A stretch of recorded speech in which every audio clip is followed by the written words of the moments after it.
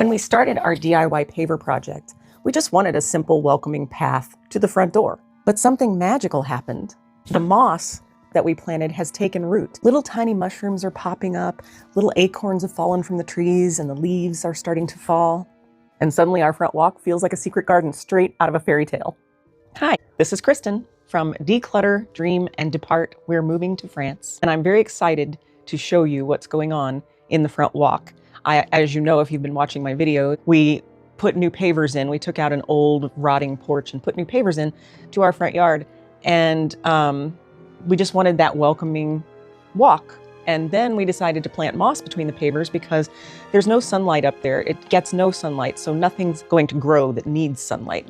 So we pulled some moss out of shady parts of our backyard and moved it between the pavers. And now I'm going to show you the clips that I've taken over the last couple of weeks of all of these really cool things growing in the moss and how it's taking root. And now it looks so like a fairy walk.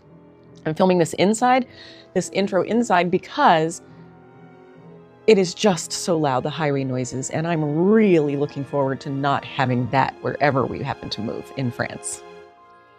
Anyway, come on along. So as I suspected, it was very noisy when I was out there, so I'm just going to pan along. And I'm gonna try not to get that little tiny squeaky voice that says, "Oh my God, look how cute these are. I can't stand it."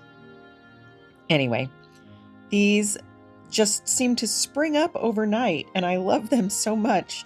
They just made me very happy and made me feel like, okay, that was the touch I needed to have our pathway to the house look just exactly perfect the way I wanted it to. It was so cute. And then the next day, they looked like a totally different species, but I guess they just kept growing and turned into these tall, spindly little things. And so there's a whole ecosystem down there, including little signs of life, like that little worm right there. But it was so cute, and I just loved it so much. And it seems like every 3 or 4 days, a new crop of these little tiny button mushrooms comes up.